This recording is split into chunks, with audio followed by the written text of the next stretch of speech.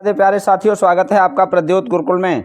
मैं प्रद्योत आपके लिए लेकर आया हूं हिंदी साहित्य और हिंदी सामान्य अर्थात हिंदी व्याकरण पर आधारित एक महत्वपूर्ण प्रश्नोत्तरी जो आने वाली परीक्षाओं के लिए होगी बेहद खास। चलिए तो शुरू करते हैं आज की महत्वपूर्ण प्रश्नोत्तरी। पहला प्रश्न देखते हैं। विज्ञान गीता के रचनाकार कौन हैं? विज्ञान गीता किस आचार्य की कृति है? केशव, भिखारी, पद्माकर, सेनापति। तो पहले प्रश्न का ए विकल्प सही है। विज्ञान गीता केशवदास ने लिखी है। बहुत पूछी जाती है। शांत रस का स्थायी भाव क्या है? 9 रस होते हैं। 9 रस में से एक रस का स्थायी भाव अवश्य पूछा जाता है, तो शांत रस का स्थायी भाव निर्वेद है।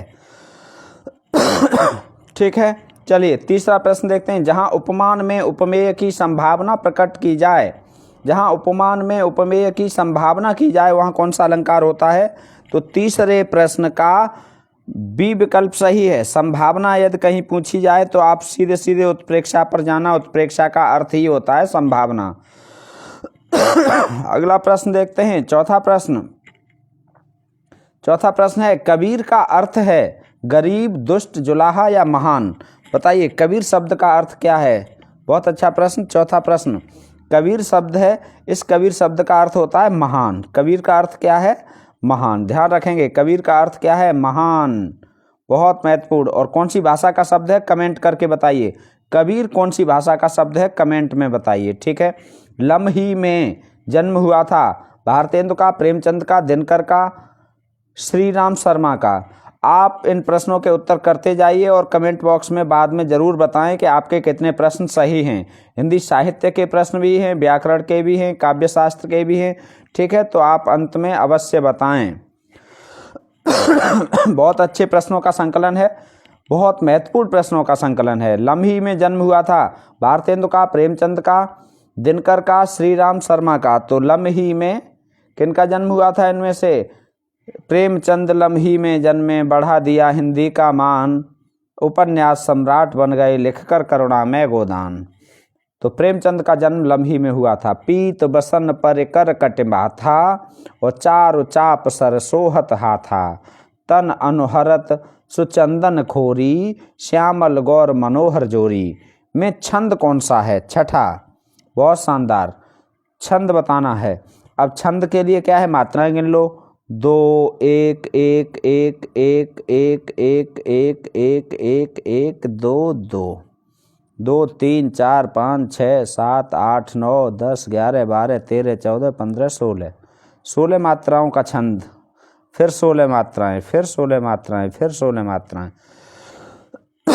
16 मात्राओं के 4 चरण हो तो वो होता है चौपाई। तो छठे प्रश्न का ए विकल्प सही हो जाएगा। अशुद्ध वर्तनी बताइए। कवयित्री, द्वंद्व, श्रेष्ठ या पूजनीय? तो ये भी शुद्ध है, ये भी शुद्ध है और ये भी शुद्ध है। ये अशुद्ध वर्तनी है श्रेष्ठ, ऐसे लिखा जाएगा श्रेष्ठ। ठीक है, तो ये अशुद्ध वर्तनी हो गई। सी विकल्प सही है। तद्भव है।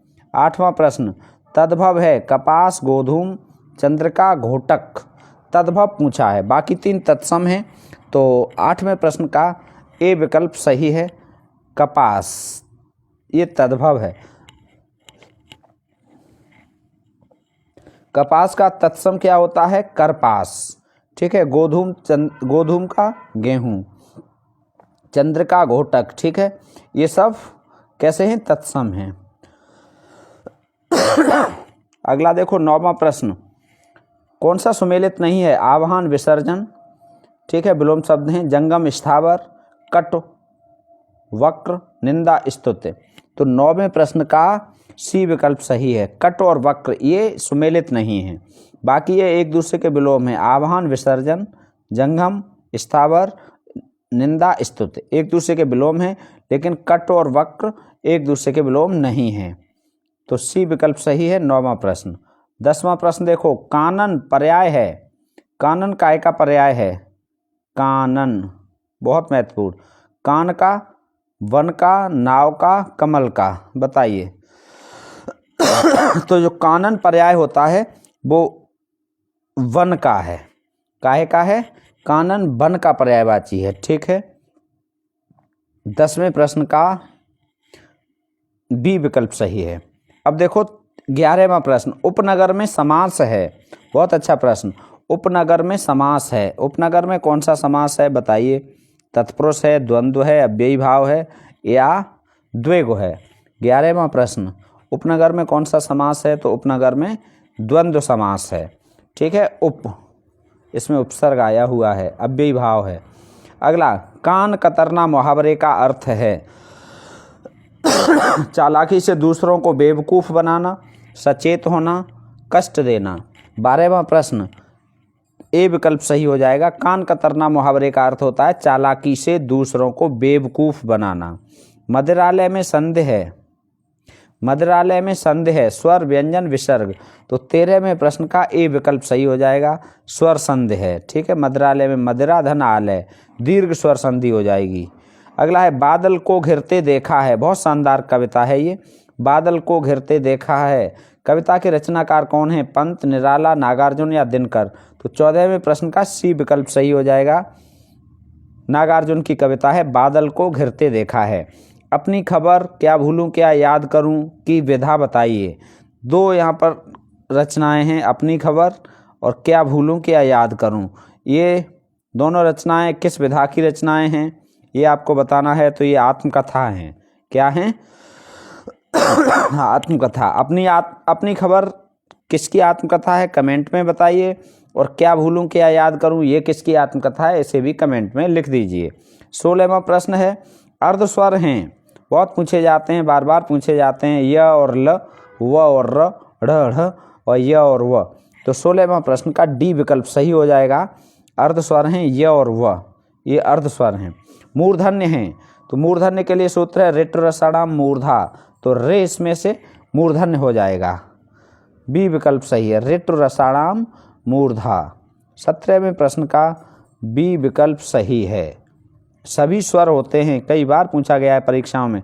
तो सभी स्वर कैसे होते हैं, सभी स्वर होते हैं सघोष, बी विकल्प सही हो जाएगा।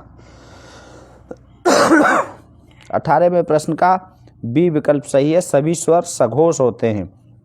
बुढ़ापा में संज्ञा है, व्यक्तिवाचक, जातवाचक, भाववाचक, समूहवाचक। तो 19वें प्रश्न का सी विकल्प सही है।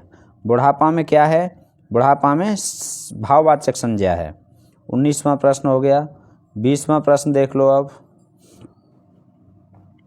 योजक चिन्ह है, योजक चिन्ह का छोटा सा जोड़ जो जोड़ता है शब्दों को, ऐसा चिन्ह योजक चिन्ह है। बहुत पूछा जाता है, टीजीटी में आया था और सभी परीक्षाओं में आया है। ये योजक चिन्ह कौन सा है, तो योजक चिन्ह है डी विकल्प सही है। ये योजक है और इसे थोड़ा सा बड़ा कर दोगे तो ये हो जाएगा डैश। ठीक है। ये क्या है, अर्धविराम। ये क्या है, काक पद या हंस पद। ठीक है। एक प्रश्न यहाँ से आता ही आता है।